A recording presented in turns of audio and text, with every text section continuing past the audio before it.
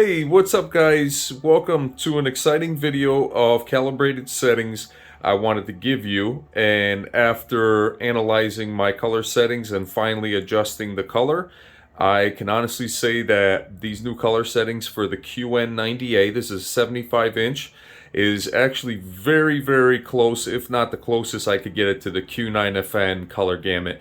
And if you look, I'm going to give you the settings right now. So definitely try these settings out. Tell me what you think. Now, of course, these settings are also the same settings as my previous calibration settings, but we're going to go through the list right now. Okay, so if you look, the first setting is brightness on this TV. They took the backlight out of the TV, but it's not really needed, to be honest with you.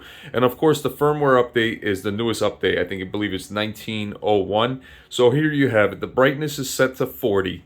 And if you look at the black and white yellow circle dots, they're very accurate. The black is probably as black as you could get it, and the white is as white as you could get it. So let's go to the contrast. Contrast, I keep it at 49, okay? Go to the sharpness, keep that at 8. The color, here's the difference, okay? Now, out of the box, you get 30 for the color, but I bumped it up to 35, and I noticed that that's probably the closest I could get to a Q9FN rich color experience. I don't want to go any higher because then the color, I believe, will start to oversaturate or even bleed at times. But right now this TV is fairly decent for the year that it came out. I know we got the OLED Samsung TV coming out next year, and also the 8K is going to be Neo. So right now, this is going to be my gaming TV for the end of this year and next year. I don't plan on really jumping on another TV. I do plan on getting an HDMI 2.1 splitter, to be exact, with hopefully by then they'll have 4 HDMI ports. But right now I have a splitter with 2. All right, so let's keep going down. So the tint is always at 0. Scroll down. Local dimming, keep that at high because this TV has 1,000 local dimming zones. Contrast enhancer, keep that at low because you don't want to overshadow your detail. Color tone, I keep it on standard, and that gives me the best representation of color when it comes to gaming. Okay, here's the white balance. This is what I use. I use R gain is -6 and B gain is -2. Okay, just same as my Q9FN settings in the past. Everything else stays at 0. Okay, we scroll down, the gamma is at ST.2084, and then my ST.2084, I keep that at -2.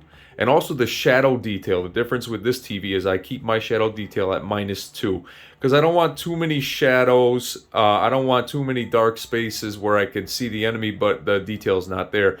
So I put it at -2 and it looks really good, okay?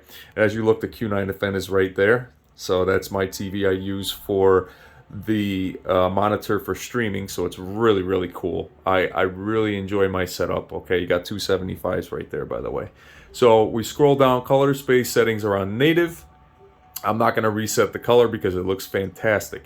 Now let's go down to the external device manager so you could see what I'm using here. Okay, so the game motion plus settings, right? Surround sound, I keep that on. Dynamic black equalizer, I cannot stress this enough, but when I keep it at 2, the blacks probably look pretty close to accurate blacks. Okay, it's not going to be like OLED, but it's pretty damn close, so I keep that at 2.